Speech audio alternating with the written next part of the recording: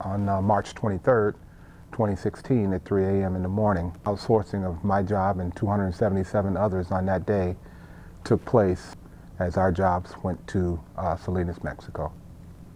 The gloom in the plant was just unimaginable when you know employment was not going to continue to support your family.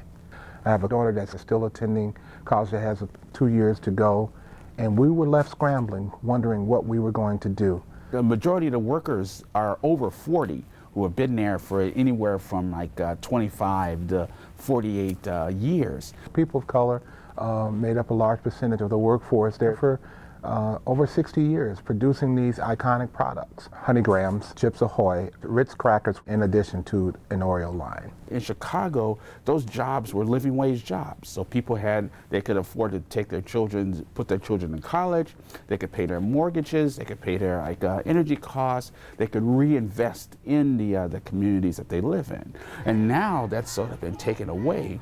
And what's happening is, you have this shift from production in the United States to production in countries where workers don't have the kind of protections, that their wages are sort of decreased, their working standards are atrocious, and there's no real sort of democracy where they can create powerful unions to speak on their behalf. So our campaign has been about not jingoistic, a protectionist sort of view of, save our jobs at the expense of our brothers and sisters in Mexico.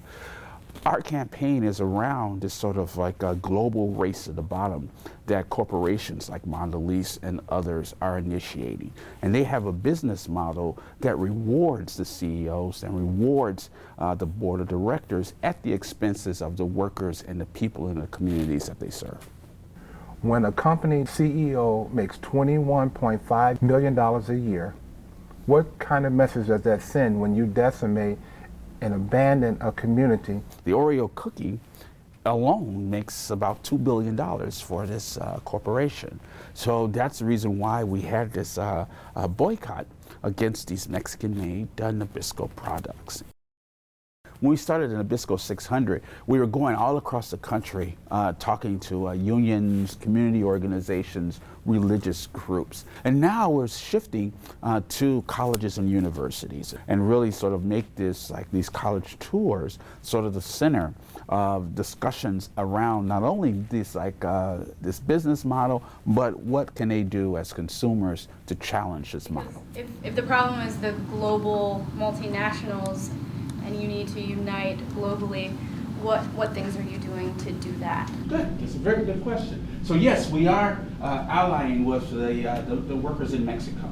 All right, there's what we call trying to develop organizing committees within many of the plants, particularly the one in Salinas. On a global level, there is the International Union of Food Workers. So we're working along with them to really sort of have a unified front against Mondelez. Unfortunately, the political climate in this country is to blame somebody else for the problems created by the multinational corporations, the problems created by the big banks. Instead of us targeting those, let's blame Group A or Group B or Group C. Our brothers and sisters, wherever they are, in Mexico or Vietnam or Bahrain, that we must join together to battle these multinational corporations, because they're the ones who are making the decisions that are destroying workers.